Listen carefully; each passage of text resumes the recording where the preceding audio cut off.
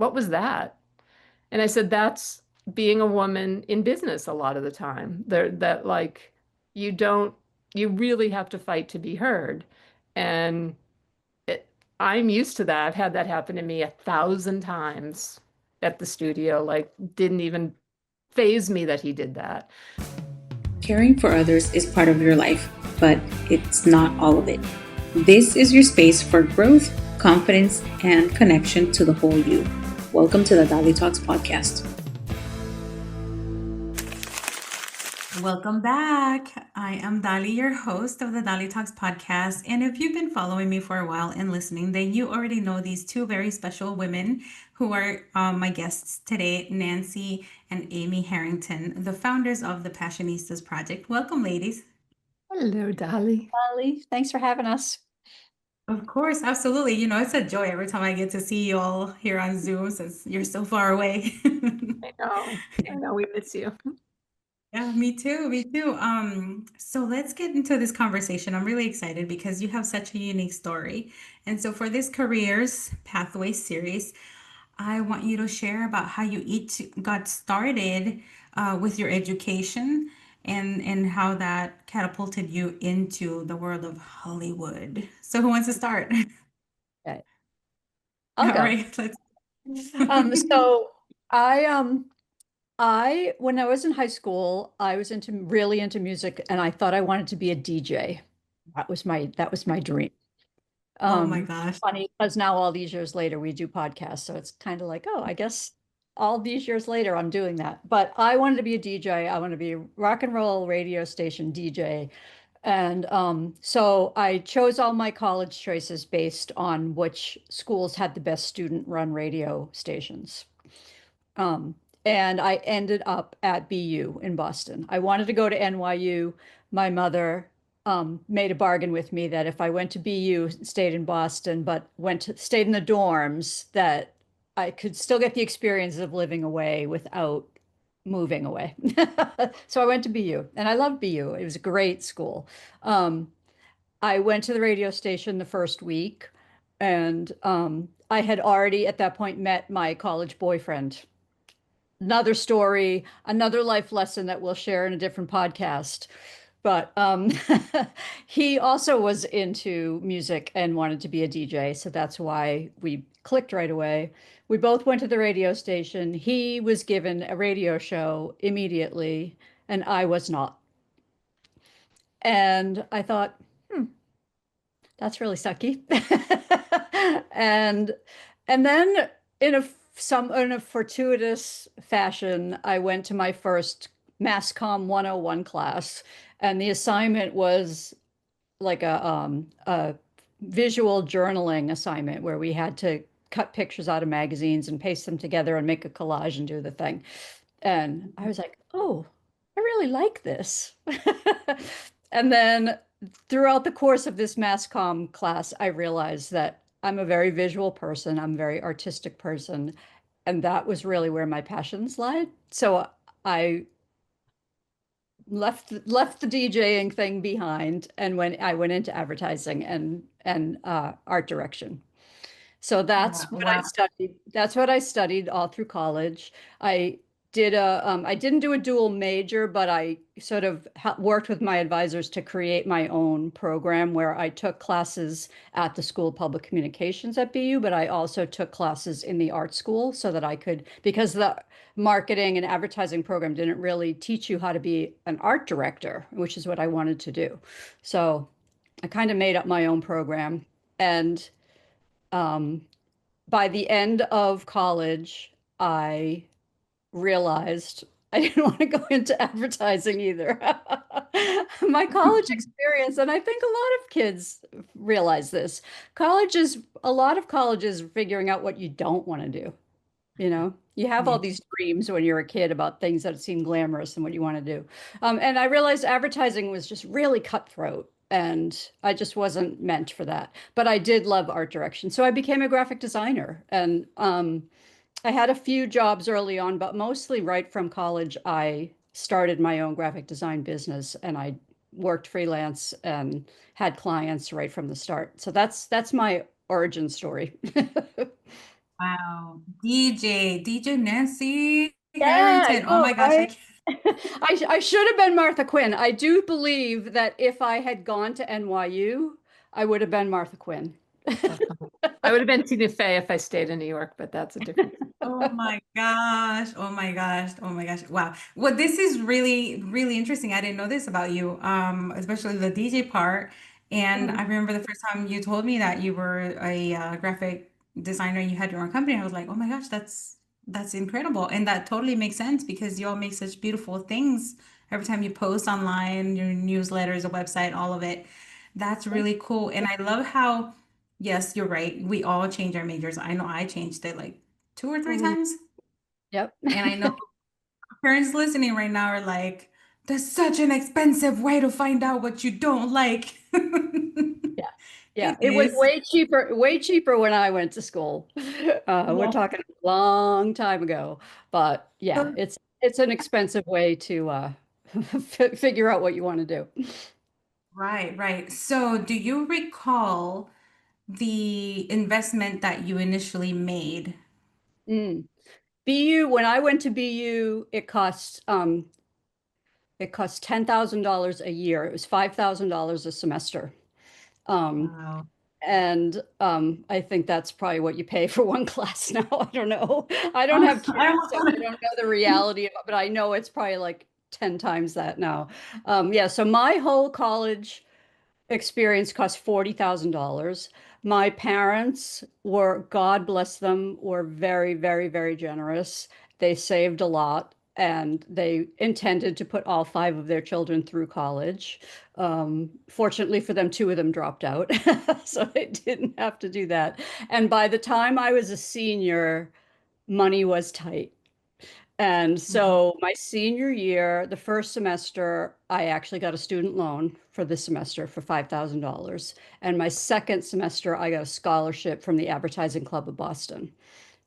So I left school with $30,000 paid clear. I had a $5,000 student loan, and I had that $5,000 scholarship. So, and Wow. again, generously, my mother paid off the student loan for me. I did not pay it off. Very, So, very fortunate because I mean, yeah, just you said the whole education was 40,000, and in today's the average college tuition is for a year is about 30 or 32, something like that. That's yeah, insane. It makes me want to cry. It makes me want to encourage my child to look for even more schools outside of the United States that are a lot yeah. cheaper. Yeah, and BU Um, was a pretty expensive school at the time. Yeah. You know, yeah, I I was gonna mean, say that still BU is. was not Yeah, right. BU is not a cheap school at all. yeah. Okay, thank you so much for sharing that part. I'm gonna come back to you, but I'm gonna now move on to Amy. What about what does your beginning look like? You'll see a pattern, dear listener, as we go through this conversation. And I pretty much did what Nancy did. So I, from high school, knew that I wanted to get into the television industry. I have been obsessed with television my entire life and have spent many, many hours in front of the television. I am a parent's worst nightmare when it comes to like not spending time in front of screens. I was always pressed up against a TV screen.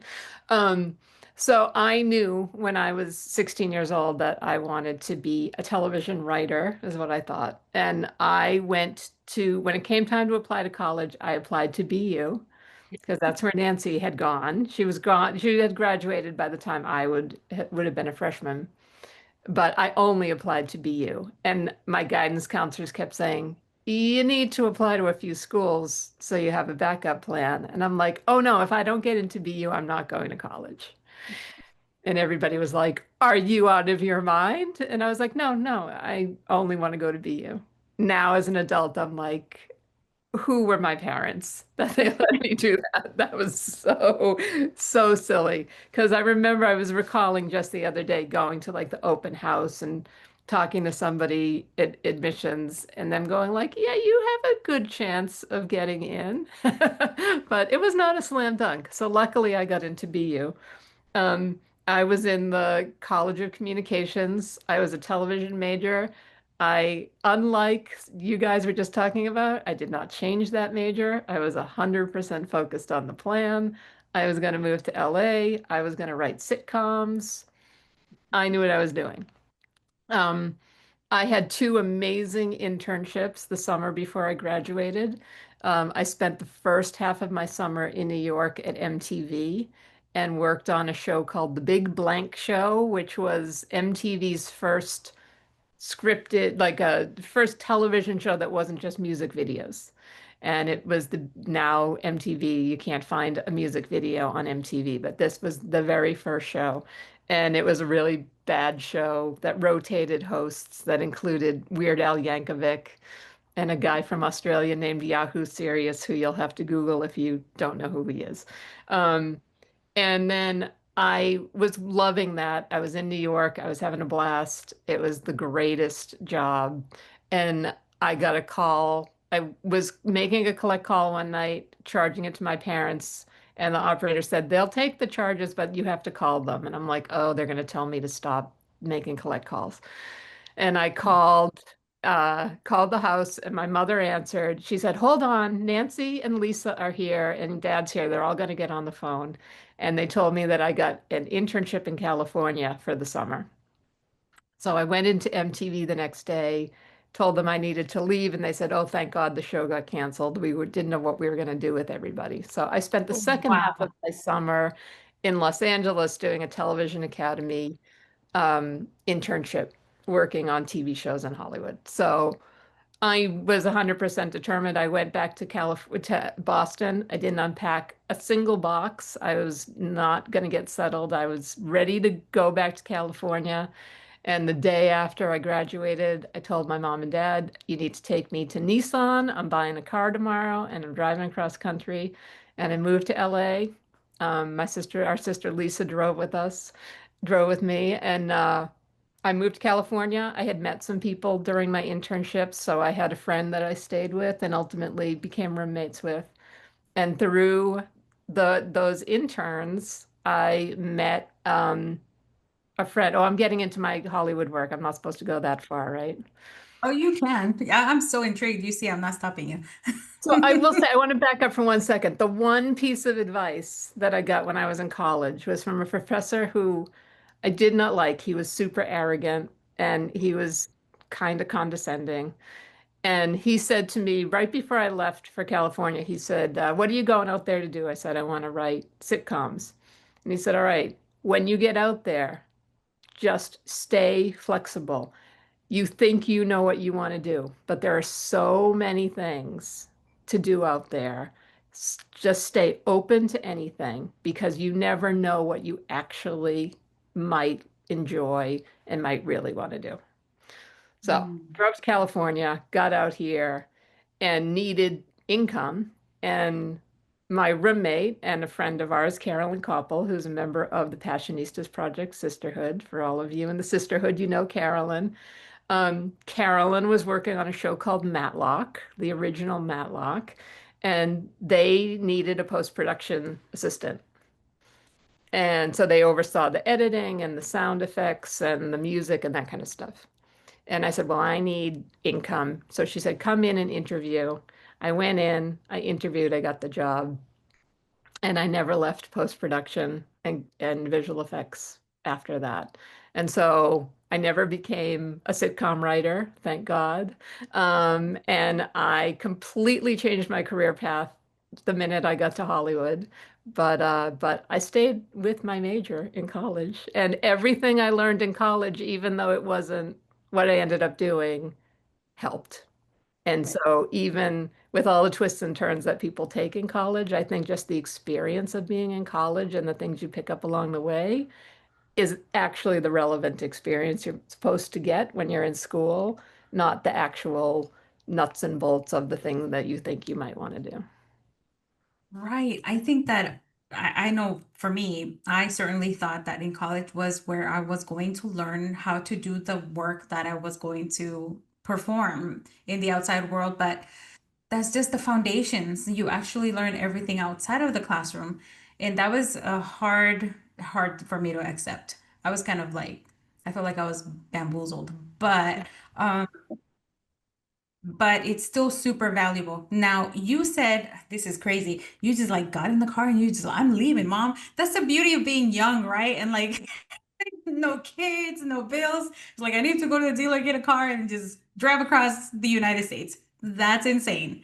And It you're was what, like insane. 20? And I had kind of prepped them for it. Like I had said along the way I wanted to move, but I'm the youngest of five kids and 18 grandchildren. And at the Wow. time of all of the grandchildren in Los Angeles, I was the first to move out of Boston and stay out of Boston. Oh, Like people went to college or whatever, but I was the first to move and I'm the youngest of 18 grandchildren. he So I don't left. That think must have been hard. anybody expected it, Yeah. really. Yeah, yeah, crazy. I mean, it's what an adventure for Yeah. both of you. So, okay, wow, there's so much I want to ask, but not enough time because we could be here for a long time. So, each of you, okay, is there a high school class that you took that now looking back, you think, wow, that really prepared me for that journey and I didn't know it then? Mm. Um, I wouldn't say a specific class, but I was very into music. And so I was very involved in the music department. And I was, shall we say, an outcast in high school. A little bit. I was a punk rocker in 1979. So the music department was my sanctuary. So any elective I had, I took music. Like people ask me now, like, why can't you type? Didn't you take typing in high school? I'm like, everyone took typing in high school. I'm like, no, I didn't take typing because I had an elective and I took music instead. So I took all sorts of kind of music courses. And obviously I didn't do anything musically in a career, but I think that being involved in that music department gave me um, a great deal of self-worth and a place of belonging. And I think that that was what gave me, and I performed in plays and I sang in choir, and I think that's what gave me the the bravery, the courage to do things in college that I ordinarily wouldn't have done.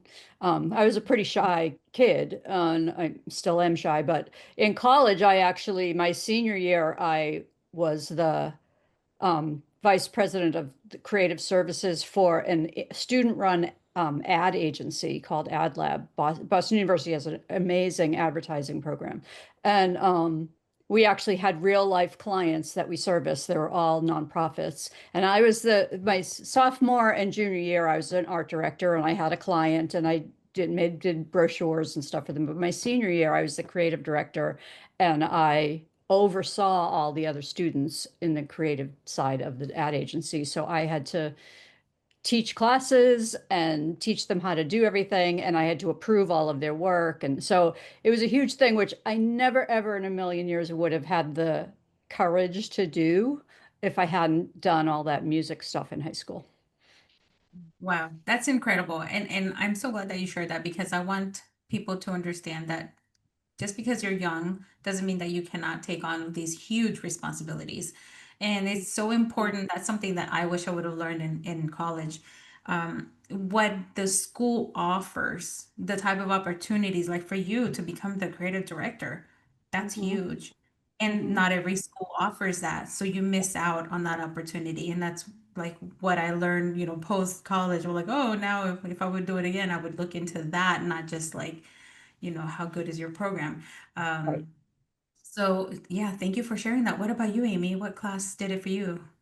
I think it was just my writing, like English. I loved English classes where you got to do creative writing. Um, so it wasn't one specific class, it was every English class where you got to write something creative. And I remember it was my sophomore or junior year. All of a sudden, they told me that I had won some creative writing award. Like, I don't know how they picked it or whatever, but I won like a hard copy of a thesaurus.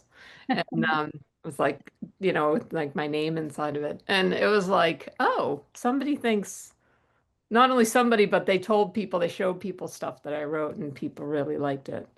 So, Wow. I would say that was probably a big turning point. And then in college, the BU had a TV station that did two things. One, it had a local news program like Ad Lab. It had a local news program that was direct. Everybody on the crew was a student, and the anchor was a professional anchor. So one of my Oh, roommates was the director of the station, so I would go in and work at the TV station, which I realized I did not like because it was live TV and it was super stressful. Even like, though it was like a college thing, it was like, I don't want to do live TV. This is terrifying. Like, if I make a mistake, it's going to screw everything up. But it also had a BUTV, which was just this like, you could go in, you could pitch an idea for a show and you could create a show. So my friend and I created like a Saturday Night Live kind of sketch comedy show, and we did a couple of episodes of this, wrote skits and produced the show, and um, so it was really fun. And now it's a much bigger, much slicker deal than it was back when we were doing it. But it was like, oh, okay, we can come up with ideas and get the props and the costumes and direct it, and um, so it just kind of, again, like Nancy was saying, it was like, oh, all right, gave you practical experience, the practical experience that you really weren't getting in the classes, you were getting in BUTV, and it was just really fun, you know. Right. Wow, that's amazing. See, I think that that just makes your college experience so much more fun. Yeah. And so I went to college as an adult, so I already had children. It was harder to get involved in things like that, although I still had a good time. Okay, so you mentioned internships, the opportunity to do these things. Do you think that your internship opportunities came more because of networking or your academics or a combination? mm. Yeah. Yeah, my internship was more that the ad lab. I didn't really have an internship per se, but that was definitely part because of my academics. That was definitely like I took this class. It was a cool setup because everyone sort of graduated through the process. And but I did really good work the first 2 years, and my professor recognized that. And so he put me in the position of creative director senior year. So it was definitely because of my performance in the agency. Yeah. What about you, Amy? I think for me, it was probably, yeah, my grades were good and I had the BUTV thing on the resume. And I also think for me, it was like sheer luck. Like, I actually had accepted an internship in New York at Showtime that I got through my college. My college roommate's dad was an accountant in New York, and he did a lot of accounting for like TV people. So he got us interviews at CNBC and Showtime, and they were both like really boring marketing jobs and stuff like that, which for me were really boring. I think marketing is great. That's not a, for me, it wasn't my thing. And CNBC was all financial news and stuff. It was not what I was interested in, but I accepted the Showtime internship. And then literally an hour later, I got a call from someone at MTV saying, we need an intern to start next week. Are you available? I think an intern had dropped out. And so I was the next person on the list. And that's why I say it's luck, because it was like, thank God that that just worked out. But I said to the woman on the phone, no, I have an internship already. I can't accept it. And I hung up and I was in tears because I really wanted to work at MTV. And I was with my mother, and she was like, you call that woman back right now and you tell her we are coming to New York. We lived in Boston. It's a 5-hour drive. She's like, we're coming to New York tomorrow. You're going to meet her. And if you get it, then you'll deal with Showtime. And so my mother and our sister Lisa and I drove to New York the next day. I they literally, Lisa held up towels in the windows of the car, and I changed into my interview outfit in the car while we were driving down the freeway. And I got the internship and I called Showtime and I rescinded my offer for myself. And they were like, you'll never work in this town again. Um, I showed them. But I don't recommend pulling out of a deal you've already made, but I also highly recommend following your passions. And then LA interview, the LA internship, at the time there were only like 20 people, I think 25 people that got those internships. They're very hard to get. They had already filled the category I had applied to, and then all of a sudden another producer came forward and said, "We'll take an intern too." So I was the next person in line and I got that job. So if those lucky, fortunate twists hadn't have happened, I would not have been in either position. So yes, I think I did the work to make myself attractive to them for what they were looking for. But at the end of the day, it was a lot of luck. Wow. Yes. Yeah. Wow. That is crazy because you just never know where an opportunity is going to come from, right? And Yeah. Yeah. it does definitely help when you know people that know people because then your name can be thrown out there. You mentioned something, you said your friend's father was the one who had all these accounts. And when we think of networking, we think of networking directly with the people we know and not like her parents, right? So I'm Totally. so glad. Yeah, because I didn't really think like that's right. That's how a lot of communities do where like let's help these kids out. Okay, who can I hook up this kid with? Where can I recommend them to? Yeah. So yes, I also will say, right. like, we have a friend now who's he's a professor at Indiana University, has a satellite school in Los Angeles, and he's a professor, and he is awesome at helping kids find jobs when they graduate. So like don't underestimate like the professors and your teachers as connections too, because they've seen you grow. They know like, oh, this kid is really reliable and smart, and they may know something or somebody that you don't have access to. So they're a Mhm. good resource too. Yeah. Okay, so you've graduated, you've gotten the job. Now you start the job. How are you feeling about the job itself and your starting salary? Mm. Yeah. I felt pretty good about my starting salary. I think, back in the day, I think I was charging my clients like 25, $30 an hour, which, Mhm. in the mid 80s was pretty good money, for a young kid.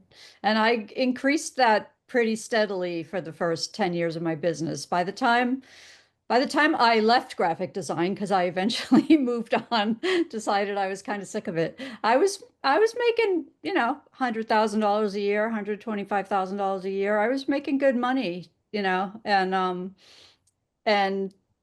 I was pretty happy with that. There were years that I struggled. There were definitely years that I struggled. Being a self-employed graphic designer was not always easy. Um, I thank my other sister Beth because a lot of my clients came through her. She was my networker. She did all the networking for me. She would go to networking events and join things and all sorts of stuff, and then meet people and send them to me for their graphic design needs. So I never had to actually network when I owned my own business back then. She would do it for me. But yeah, I mean, it was a good career path. I'm not sure that the same can be said for graphic design now.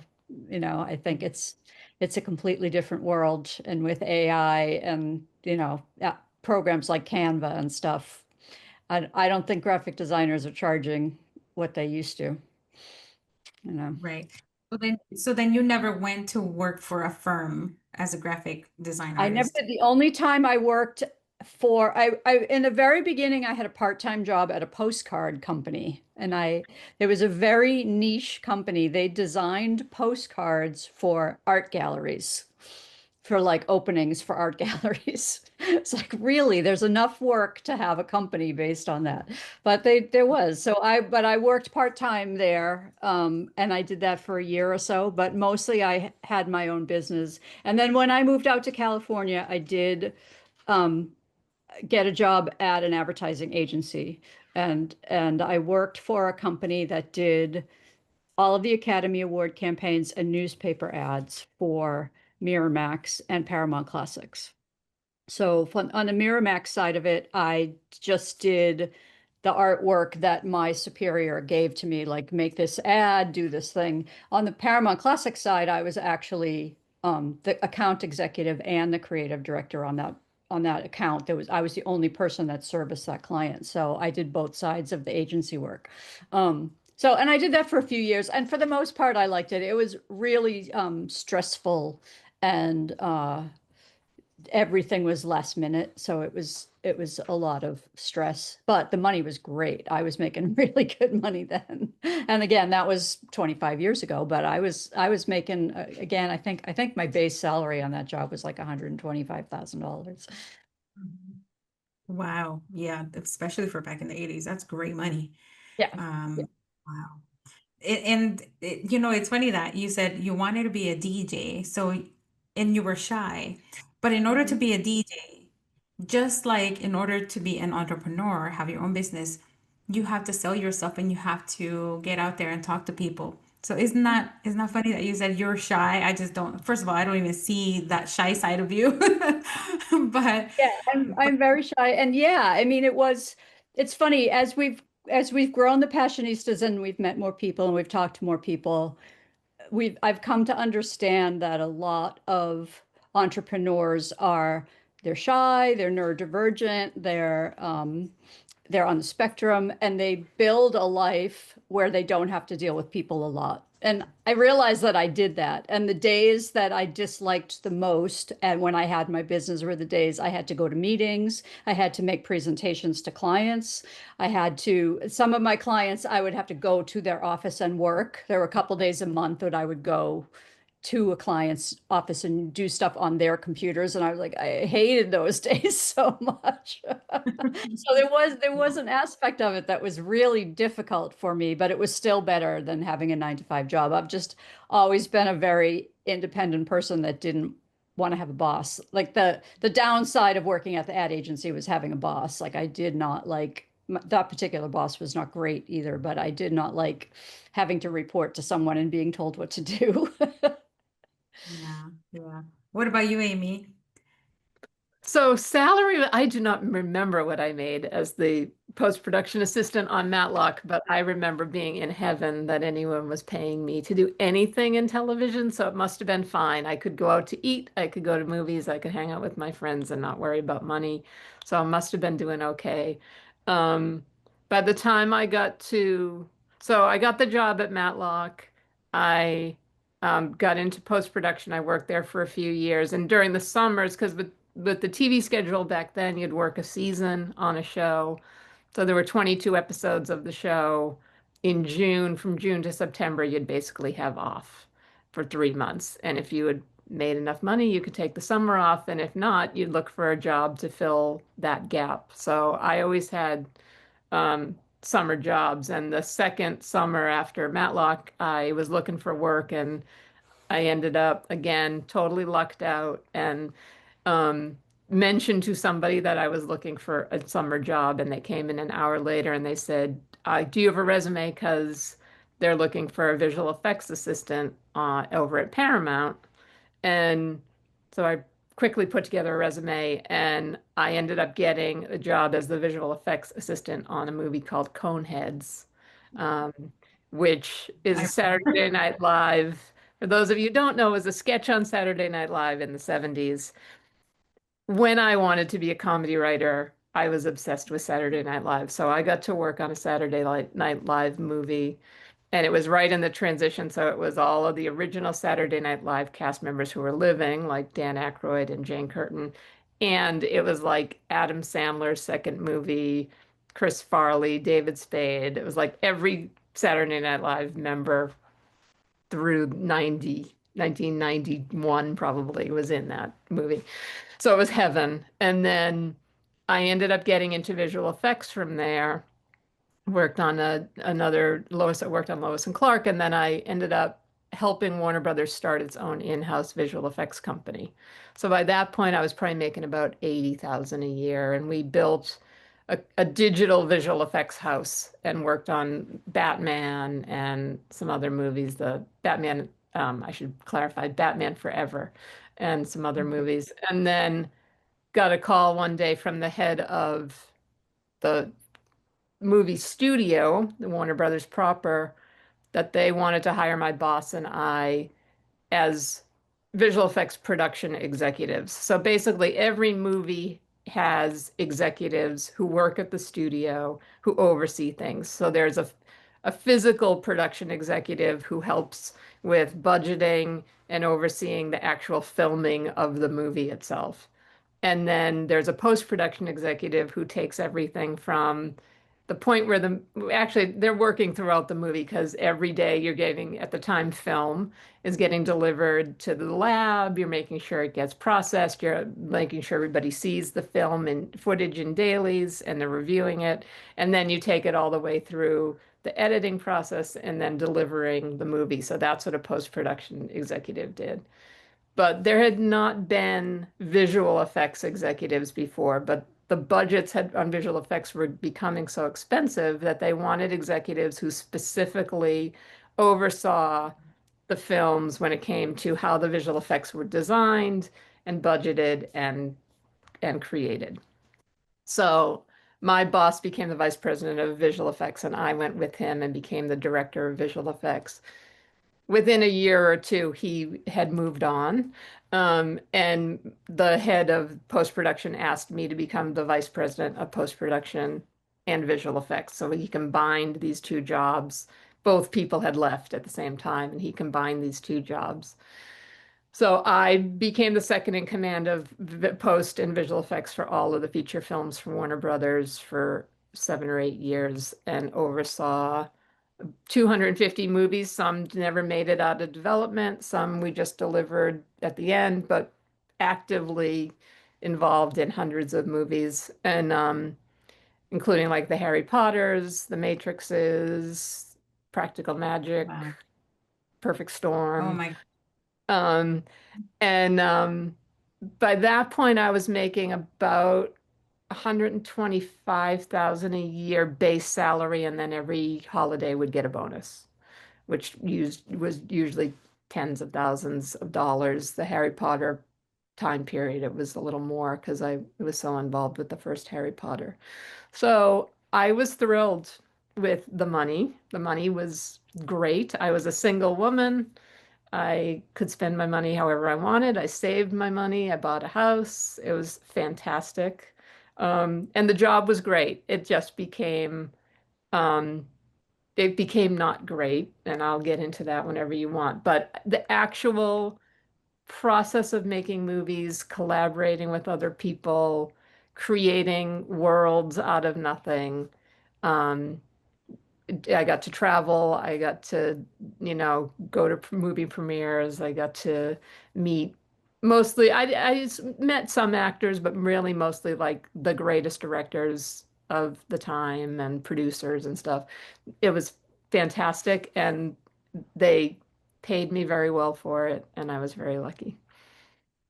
Like, wow, you two have had such amazing careers. It's, I wish I could tap into your brain and look at all your memories. But Oh, it's a scary place. You don't want to do You don't want to be there. that. something that you said is you went from one, I guess, department or one specialization within your job to another, and it seems like that was pretty easy or maybe even common for that to happen. Is that right? I no, and again, I just was really, really lucky. Like I no, not many people. It was kind of at the advent of digital visual effects. Like everything else had been miniatures and more practical things up until that point. Now all of a sudden people were using computers, and we were really at the forefront of that technology. And we were lucky that we got to know the executives at the studio, and they didn't know anything about it. They were like, we don't have a clue how any of this works or what it costs or how to explain it to people in the process. And we just happened to have like the knowledge that they needed to get this thing done. So yeah, yes, people would move occasionally from department to department, like somebody who would like there were people I knew who like frankly had been like in the accounting department who would become physical production executives because they knew how to budget something. And so it was like, oh, they have the knowledge of the costs of it. So they'd probably be really good at overseeing the management of a film. In some cases, yes, and in some cases, no, because they're really good with numbers, but are they good with people and personalities, which is 99% of filmmaking? So people didn't move as around as much as you would think they did, even though the opportunity should have been there. And once again, I was just really lucky to be in the right place at the right time. And, Right. you know, Yeah. um, And I will This is so add, cool. really talented and really hard worker. Wasn't just I luck. was gonna say, right, because I'm like, yeah, you're making all this money, both of you, but you're also busting booties because that's a lot of work. And they're paying you because they know that you're gonna be stressed out because all of those deadlines, all that work. So yeah, and that's what, honestly, if I broke it down to like what I made per hour when I was working at Warner Bros., because I was working literally 80 to 100 hours a week. Mhm. So if I broke my salary down to an hourly rate, they were getting quite a deal. Right, I was gonna not so pretty, right? But I'm glad that you're sharing that because it's the reality. And as a matter of fact, when you said you were making like 120 or so for 120. that position where they merged the two Mhm. positions into one, that's kind of low. Because that sounds like a ton of work, and I don't even know the scope of They saved a everything. lot of money on that deal. It's funny that you say that, Dolly, because that never occurred to me till right now. Like, wait a minute, I took on two people's salaries worth of So, job, and I got one honestly, when lower you salary than them. right, honestly, when you said that, I was expecting you to say like 200,000s Mhm. range because that's two executives job. Wow, they really did get a steal. I got a deal, and I didn't know it. I didn't know it till right now. Okay, so now let's talk about the burnout or what made you decide, okay, it's been a good run. It's time to leave and do something else. Yeah.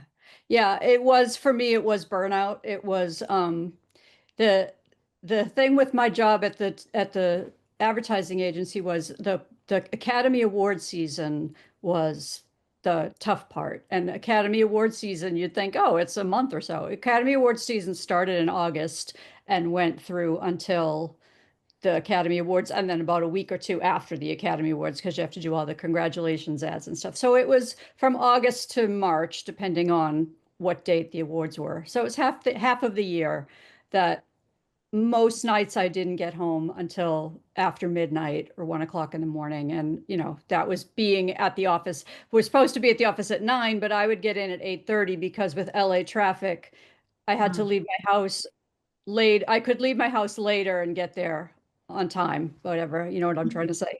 Traffic was crazy. Um, but so yeah, it was burnout. It was really, really intense. And similar to what Amy was saying, it was also at the advent of computer generated advertising. So, um, you know, in earlier days, we used to actually take pieces of paper and paste them down onto a board, and then we would have a bike messenger or someone bring that to the newspaper to print it. And this now we were like making it on our computer screen, and they just invented this thing called a modem that would let you send the file to the printer, right? It was huge. And Old.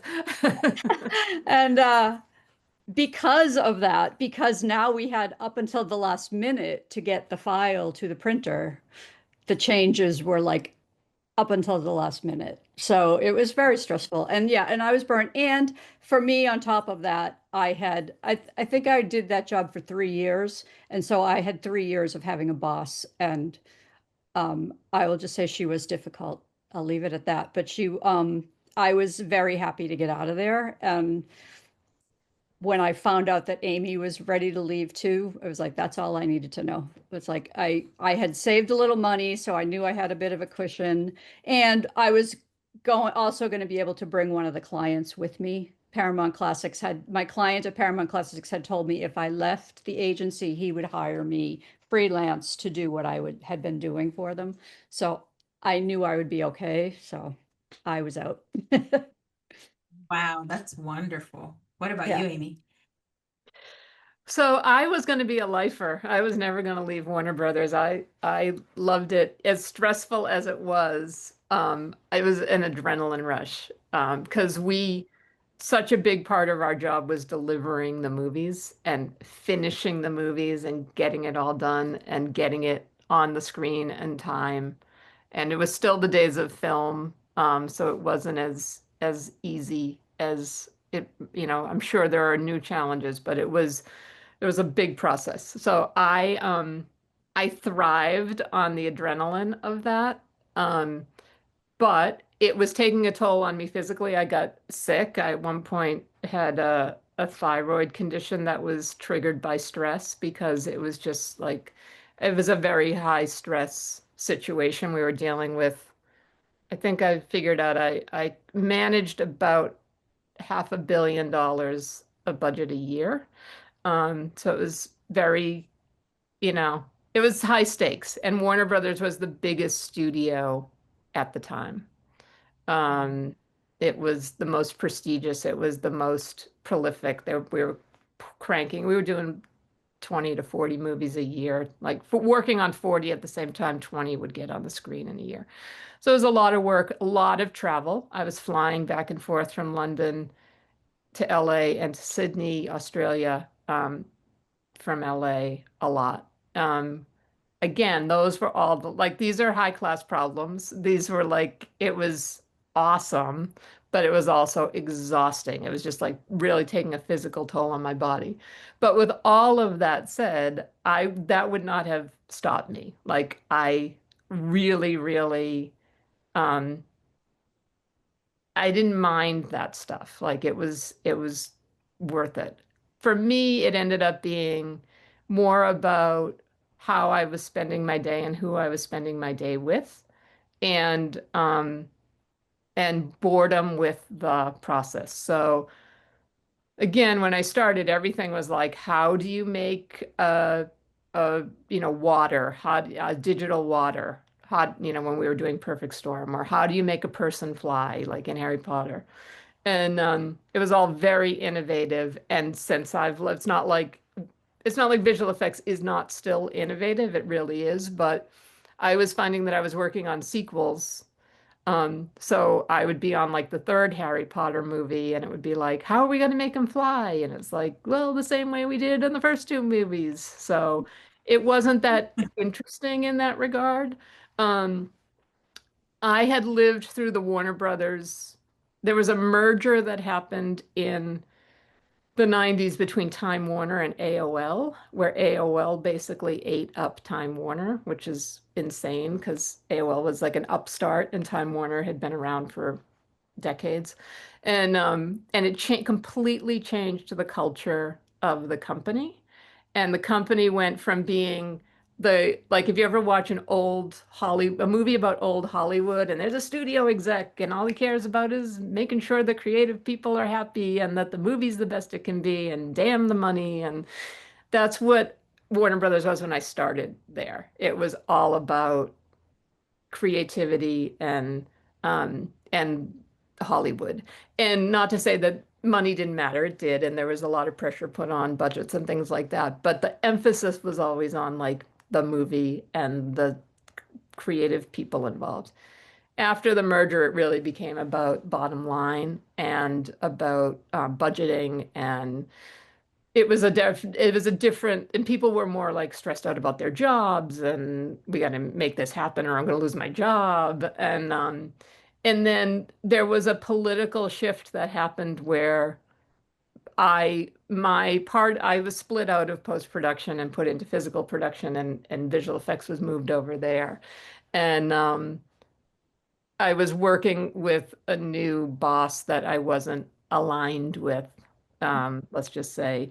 And despite the fact that they were like, well, you'll take his position when he leaves, I was like, well, I was kind of already had his position and now you've given it to him. So I don't really feel like hanging around for that. And I was already creatively checked out at that point anyway. I was really at the point where I'm like, I don't know that I want to do this anymore. And then that happened, and it was like the universe will tell you when it's time to move on, and the universe is like, all right, clearly you're not going to do this on your own. So we're going to really not gently push you out the door. And what I realized was I was spending 80 to 100 hours a week with people that I didn't necessarily um, feel all that safe with. And I had friends and I had coworkers who were great. But when the opportunity arose where I could spend all of my working hours with my best friend and my sister, who I trust more than anybody on the planet, it was like, well, that seems like an easy choice. And I was terrified because I had had a very stable income and I was a single woman without any like, oh, don't worry, honey, I'll cover you while you go out and follow your passions. I had enough of a nest egg that I could, figure it out. And luckily, Nancy and I have just kind of woven our way through the craziness since then. But I wouldn't have done it without her, that's for sure. Wow. One of the things that I noticed for both of you is that you had these high profile jobs, although they were behind the scenes, they still have high profile. And it sounds like you were able to stay grounded. Some people Mm, don't do that or are not able to do that in that type of workspace, like flying around, meeting amazing people that are famous and the glamour of it all. And you stayed pretty grounded and just loved what you did while you were doing it until it was just, and I think it's natural. We all kind of fade out because we change, we evolve, the pace is different. Um, and I know that it took a hit on your social life, but do you think that there are some things that you were not able to participate in or that you wish you could have because you were so, just in the trenches in your job? right. Life. Yeah. Yeah, less so for me than Amy, I think, but certainly those 3 years at the ad agency, you know, the height of the Academy Award season is Thanksgiving through the beginning of January, because that's when all the nominations are due and all the announcements come in and everything. So I had 3 years in a row where basically Thanksgiving and Christmas and New Year's were non-existent. Like I didn't get to participate and celebrate. So that it definitely impacted me there. The great thing about that job was two of my best friends that I am still friends with to this day work there. And I met them, 2 weeks after or a month after I moved to Los Angeles, and I'm still friends with them. And so at least I had a little bit of a built-in social life at the job where I was with my friends every day. So that was great. But there were periods where I didn't see my husband a lot, that's for sure. And there were periods where Amy and I, even though we now lived in the same city, barely got to see each other, you know. Wow. Yeah. And I've been there. I can completely understand how that happens. One of my sisters lived like less than 2 miles and I rarely saw her. Yeah. Yeah. Okay, what Yeah. about you, Amy? Oh, I had no life outside of Warner Brothers, Yeah. like Yeah, I zero. can imagine 100 hours a week. I mean, how are you even sleeping? Do you even have enough time to shut your eyes after you've showered and eaten something? You know? No, no, it was, I mean, I'd sleep a few hours a night. But my friends were the friends I had at the studio. My social life was going to screenings because 3 nights a week we'd go to audience recruit screenings while they were working on the movie, and then there'd usually be a premiere that I would have to be there to make sure technically everything went well. So those are my outings. Weekends, I'd be able to like hang out with friends on a night, but frankly, the most joyous weekends I had during that period where every once in a while I would take a weekend where I would not get out of bed. And I would like the only reason I would get out of bed would be to go to the door to open it to get the delivery food. And beyond that, I would lay in bed for 2 days and watch TV because I was so tired. Um, and um, and so I even if I had time to date, the only men I met were working at the studio and either my co-workers or because I had risen to a high level so young, they were people who worked for me, and there was no way I was going to get into that whole mishigas of like, you know, going to Right. HR and saying like, I'm dating the assistant editor on blah, blah, blah. So I had very, like, I'd go on occasional dates, but hardly ever by the end of it. And so I just had no life beyond the studio. And when you're doing something that you love so much and is that fun and like it just like, like I said, I'd travel and I'd let Warner Brothers pay the bill and then I'd carve out times to like go to the theater or go walk around a city or so I totally took advantage of those kinds of things. But like when I started traveling with my fiance, it was like oh my God, this is what it's like to travel with somebody. Like I was so used to just like traveling by myself. I was like, oh wow, this is fascinating. So I didn't have a life and part of why I left was like Nancy and Rob had moved here and and I wanted to spend time with them. I wanted to be able to hang out with them. And so when it became like, oh, we can do this together, it was like, oh, that will give me more of an opportunity to, you know, actually not be working 100 hours a week and not working 100, giving all of myself to work.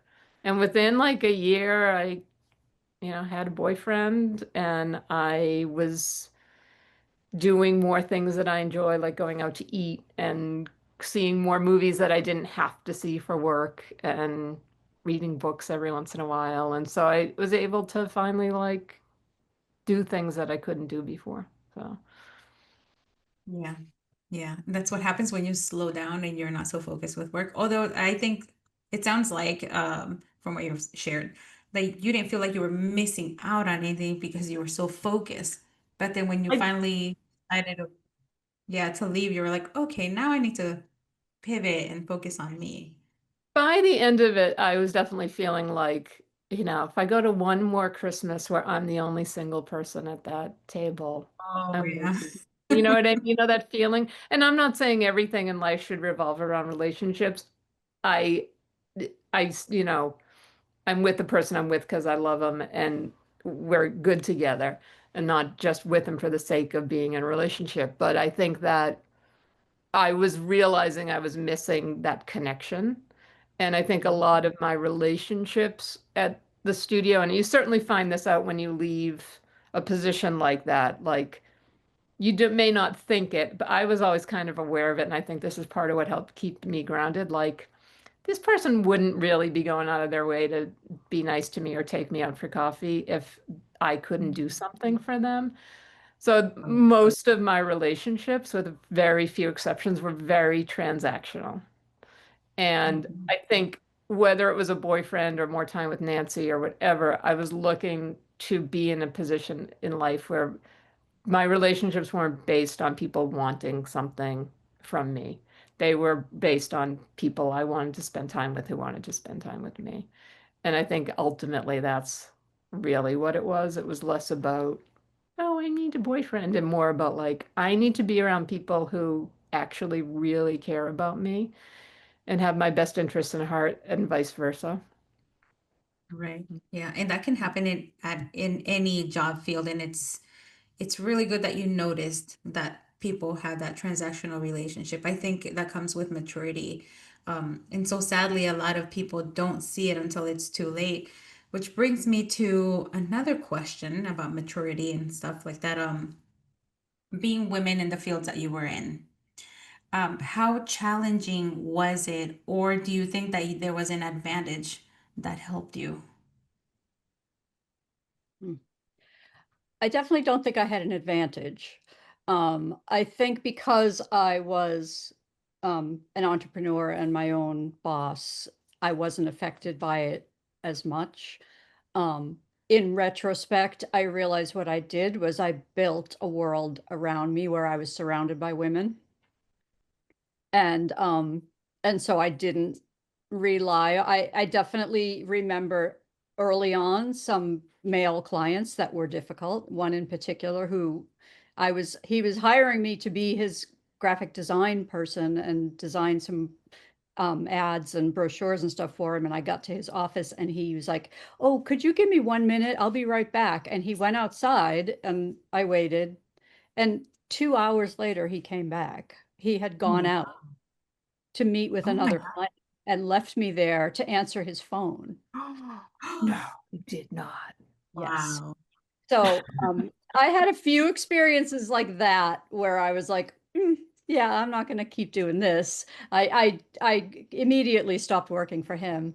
But I think subconsciously I just built a world where I was surrounded by women, you know. And at the ad agency, um, the higher ups were men, but I didn't have to deal with them directly. So, and my Mhm. coworkers were all um, lovely gay men, and my boss was a woman. So I haven't had to deal with it personally, but I know Amy has more to say on that topic. Let's hear it. I, on the other hand, was constantly surrounded by men, which on one level I absolutely loved. I actually like male energy. I like, there's a certain getting things done. There's a certain camaraderie. I think men of my generation were trained to be teammates. They played sports together. Women at my generation, like we didn't learn that stuff. Um, and so there was a camaraderie about being one of the guys that I actually really liked. But to be one of the guys, when you're a girl, you have to be one of the guys. So I went to a place where, and also keep in mind, I was at least 10 years younger than every other male executive I was dealing with. Mm. So I was young. I was 27 years old when I became vice president. And I was usually the only one of, if not the only woman in the room. And I had major um, what's that phrase where you don't think you're worthy of being there? Imposter. I Oh, had major imposter syndrome because I was like this kid who was pretty new to visual effects and didn't give myself credit for how much I actually knew and was always like they're going to figure out that I don't know what I'm doing even though I was fine. Um, so what I did was I went to a place of, I'm going to be one of the guys. It's never going to occur to them that I'm a girl, that my goal is for them to just think of me as one of the guys. And so I just like tried not to be girly. I tried not to like be emotional. I tried not like all the things that were like, oh, it's a girl. There's a girl in the room. Like if someone told an off-color joke, which people used to do back then, um, if they looked at me and they were like, "Oh, sorry, I hope we didn't insult you," that would be the worst thing because it'd be like, "Oh, they remember that I'm a girl." mhm. So when I was in it, I didn't think that being a woman was a disadvantage because for me, I was like, oh my God, I'm so young and I'm getting all these opportunities and this is amazing. And what's this sexism thing that people talk about? Like the women get all the opportunities. Look at me. Um, but when you say things today, like you took over the jobs of two men and took both of their positions and did the work of two men. And I guarantee you, I got paid less than each of those men did on their salaries. You go, oh, yeah, being a woman in business is challenging. And so there were things like that. And there were just little things like I remember one time I was a peer with four other guys. And I remember one of them calling me one day at like 8 o'clock at night. I was still in the office, which was pretty common. And he called me from like the drive-through at In-N-Out and was like, I'd been working with him for like 7 years at that point.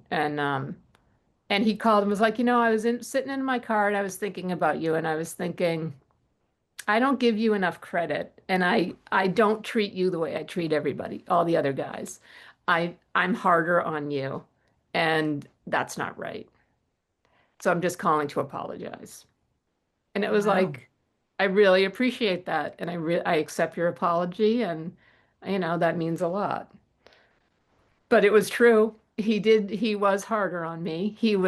Even though I was equal, he was much more condescending to me. I tended to be a little condescending to everybody, but he second guessed a lot of stuff that I told him or did, and it was because I was a woman, and he ultimately fessed up to it and acknowledged it, but it was like the kind of stuff that was happening subliminally. And then the final thing I'll say is like recently I was on a call with a guy that I know and a group of people. We were doing a favor for somebody. And in the call, the moderator asked me a question and I answered it. And there's a guy there who was super defensive because he's supposedly the expert in this. And I was just answering the question. And the guy kept talking over me. And every time I would start to talk and he would cut me off and he would talk.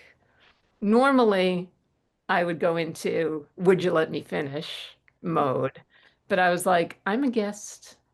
I love this person who's moderating. I'm just going to let it go. But we got off and the guy that was with me in the room said, "What was that?" And I said, "That's being a woman in business a lot of the time. That like you don't you really have to fight to be heard." And it, I'm used to that. I've had that happen to me 1,000 times at the studio. Like, didn't even faze me that he did that. But this guy was like shocked and appalled, like, that's how women get treated in business. And I was like, not often, not always, but often. And the more women we talk to in the Passionistas project who have been in corporate roles, which is basically what I was, it's a very common thing. Like, you just have to fight to be heard and to have your voice. So I would say I look back 80% grateful for the way the men treated me. They were good to me.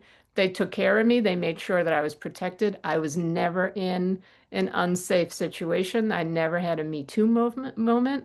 They all treated me with respect in that regard. But there's subconscious behavior that's built into the structure of corporate America that leads towards women being kind of marginalized in a way that I don't think most men are even aware they're doing. And they're good guys, but it's just like the way the system's been built, that's still very challenging. And I know women who are still in the system and they still find it challenging all these years later. So I'm mostly Mhm. Yeah. grateful, you know. I can say the same about my own experience in the military, very male dominated.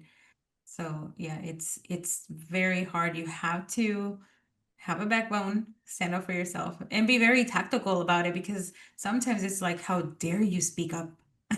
you know? So, which leads me to what you do today. All of these skills that you have taken, did you ever imagine that you would start a great community for women to help empower them? All these things that you did in the past. And here you are now, creators of the Passionistas Project. No, never in a million years. Like we said, back to the little girls that were really super shy, like to build a community, like where we spend our days talking to people all day long, and never occurred to me. And we haven't even gone through what we did post those careers, because there was another 15 years in there where we went and did all sorts of crazy things, including trying to start a cable network, and we ultimately became celebrity interviewers, which led us to doing our podcast. So Oh, we've accumulated all of these skills through the years that have we realized recently, like, oh, every single one of those skills is tied into what we're doing now. And, including the fact that we have Passionistas TV in our sisterhood. So like all that time we spent developing this cable network that never happened. It's like, oh, that's why we did this, because now we can apply those skills towards this streaming network that we have. So yeah, it's amazing how all of those skills come into play now, and not one of those experiences was wasted or unnecessary. It was all part of our path to get us where we are today. yeah. And if now most people are like, what is a Passionistas Project? We're gonna have to go into like hour two to talk further about that. But can you Put give a us link in the chat. right? That's actually it's gonna be like a part three because it's so long. But I love the knowledge that you're sharing with us and your experiences. So tell us a little recap of what is the Passionistas project and which of those skills do you think are have been the most helpful so far? Mm. So the Passionistas Project has become an online community, global online community of women supporting each other in business development, personal growth, and social impact. So it's a space of it's private space online where women become members. There's a free membership you can join. There's also a premium level where there's more benefit. But basically, it's where women can come, they can share about their businesses, they can talk about what's going on in their lives. They can attend workshops on everything from starting a podcast to EFT tapping, to, social impact topics. Dolly did a great one on contacting your representatives if you have a political issue that you're fired up about. Um, and it's also, we have, like Nancy said, we have Passionistas TV, which is our power Passionistas, who are resident experts, of which Dolly is one. Have TV shows, self-produced TV shows on women's empowerment topics. We have a podcast network of all women-hosted podcasts. We have a shopping directory of all women-owned businesses, so women can, if you think you should just go to Amazon and buy some new clothes, nope. You go to the Passionistas, there's clothing there, there's jewelry, there's candles, there's art, there's services like coaching and all that kind of stuff. And you can buy from women owned and support other women, especially in these difficult economic times. So it's really a space where women can connect and tell their stories and learn about other people. A lot of the women are from marginalized communities, so it gives everybody an opportunity to understand what someone from somebody who's living in a space that's very different from theirs might be experiencing and how they can be of support to them and understand them a little better. Am I missing anything, Nan? I think that's it. I Yeah. think that the skills that we have acquired through the years and apply to that is certainly Amy and I, at the heart of it all, we're storytellers. And so we really help women tell their stories, whether that's through the podcast or in the community or in our anthology book series or in our memoir writing program. We really just are focused on helping women tell their stories. And Amy and I have both been producers. I also produced theater for many years. Another little offshoot journey that I didn't even talk about. But so we're both producers. So I think the idea of creating content and organizing and planning is comes second nature to us. But like we said, running a cable network, we know how to do the streaming. We be wanting to be a DJ in all those years in high school where I, did a little radio show over the PA at the high school, like help me with my podcasting, So all these crazy things that we've done through the years have really applied towards what we're doing now. I think the most important skill though comes from our childhood, which been realizing more and more lately, and I attribute to our mom and dad. We grew up in a very welcoming, loving, accepting home. We have three other siblings. The seven of us in our family really loved and cared and supported each other and supported each other's creativity and passions and in interests. And our parents always welcomed in people from the LGBTQ community, different racial backgrounds, different financial, stratas. And this was in the 70s when some people weren't open to having people of different experiences come into their lives. And I've become more and more aware lately of what a good example they set and how it is really the tone that has been set in the Passionista sisterhood is this just like we want people to feel welcome and loved and accepted. And that is a skill that we were taught when we were children. That is, you're never going to learn it in college. And it might get knocked out of you a little bit when you're in the working world, but at the core, they're the most important skills and core values to remember. And I think that's what is the most important thing we've learned in our lives that apply to what we're doing now. I love that answer. Nancy, do you want to add anything? No, she said it perfectly. Thanks, Mom. Thanks, Leo. Yeah, you're so fortunate because not every kid can say that. Not because the parents don't want to, sometimes because they don't know how to. Sometimes, they get in the fears and they're like, wait, no, don't do that. So, I guess my last question, hopefully this is my last question because you know me, I can come up with more questions. If you each if you were 15-year-old Nancy, 15-year-old Amy right now, with today's technology, today's world, and you wanted to become that DJ or that graphic design artist and that producer, what advice would you give them?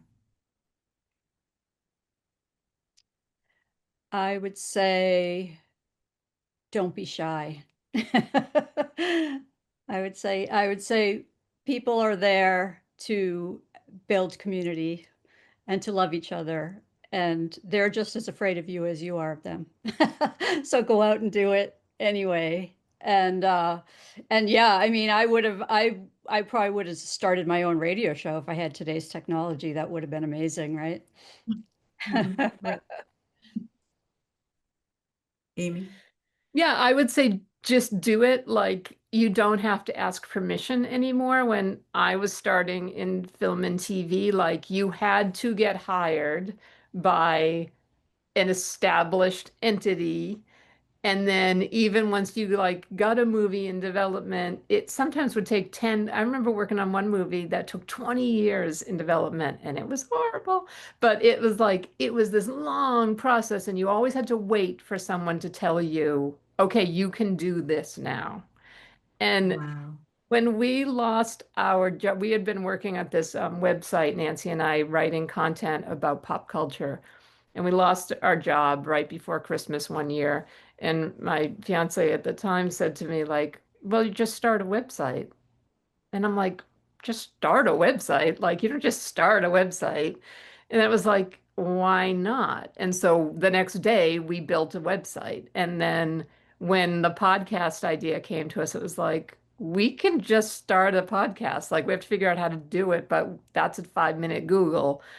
And a week later, we were booking interviews and start a community. All right, how do you do that? Okay, we're just going to do it. And so, and in filmmaking, like every single person that you know who's listening to this, because if you're listening to this, you have a computer or a phone. That's how you're hearing this. You have the technology in your hand to shoot video, to record sound, to edit if you've got a computer, you can edit things. And 90% of you already know how to do it because you do it on your social media all the time anyway. So just make stuff. And now that's how you get noticed, is getting stuff out there and somebody sees it and they like it. But it also is just like fueling your creativity and sparking those creative fires in you to keep going. And so just do it. No, you don't have to wait for anybody to give you permission to do whatever it is that you want to do. Yeah, very well said. I completely agree. Thank you so much for sharing about your incredible journeys. And I know, like, after this, we're going to talk about those other journeys that you didn't talk about here. But I'm so curious. And where can people follow you on social media, or what website can they go check you out on? Yeah, thepassionistasproject.com is our website, and look it up. It's if you Google Passionistas, you find us. There we go. All right, ladies. Thank you so much for this amazing, Thank you. amazing That was fabulous. Thanks, Dolly. It was fun. Hey, did you like that episode? I have an ask. Would you mind leaving me a review? It would really help me improve this podcast so that you can come back and keep listening. Also, don't forget to check me out at DaliTalks.com and follow me on social media at DaliTalks. Until next time.